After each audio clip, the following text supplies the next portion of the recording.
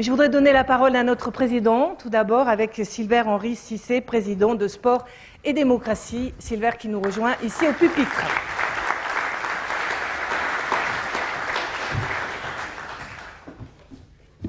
Bonjour à tous. Je dois vous avouer que je suis très ému d'être là, parce que ce sont des mois de travail pour parvenir à ceci, se retrouver dans ce très bel endroit, le centre de conférence Pierre Mendès France, afin d'accueillir les premiers entretiens de Sport et Démocratie. Tout d'abord, je vous présente mes meilleurs vœux pour cette année 2014, cette année qui débute bien, puisque nous sommes tous ici pour réfléchir autour du sport, avec Sport et Démocratie, qui est le fruit d'une longue gestation et d'une adhésion assez rapide, parce qu'en début d'année dernière, en 2013, quand j'ai demandé à certaines personnes que vous connaissez, telles que Pape Diouf, Serge Chimon, Éric Heyer, qui sera le modérateur de la deuxième table, Pascal Lafitte-Certa, Cécile Traverse, qui est dans la salle, Bertrand Pirel, dont je ne peux plus me passer, Amirou Laïdi,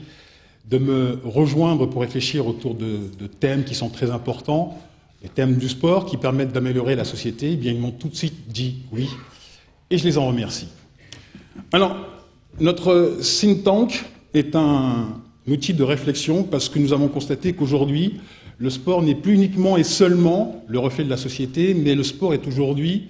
l'aspirateur de toutes nos peurs. Quand je dis l'aspirateur de toutes nos peurs, c'est qu'il est devenu le réceptacle de nombreuses revendications, qu'il reçoit aussi le malaise de la société, et parfois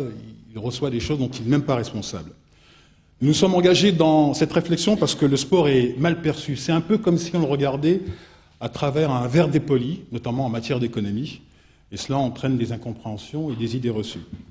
Nous sommes également engagés dans cette réflexion parce que l'irrationnel que nécessite le sport, notamment sur le terrain, l'irrationnel dont le sport a besoin sur le terrain pour exister, dépasse ce cadre-là, et nous avons des débats qui sont passionnés et qui nécessitent du recul et de la distance.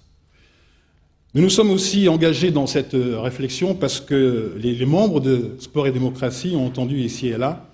des voix réclamer des débats sur le sport, sur toutes les formes de sport, le sport loisir, le sport amateur, le sport professionnel, le sport facteur de lien social et facteur de paix. Et pour une meilleure prise en compte de toutes ces expressions, nous nous sommes engagés dans cette réflexion.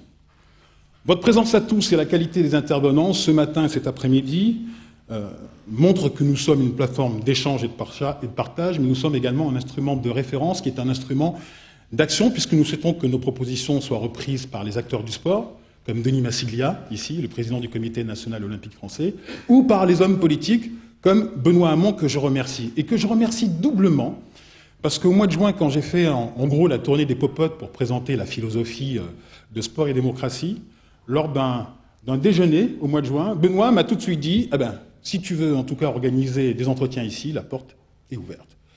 Et je te remercie en tout cas de nous accueillir, Benoît, ici, pour organiser les premiers entretiens de Sport et Démocratie, de ce think tank qui est tout neuf, qui est récent, qui, en tout cas, on l'espère, un bel avenir.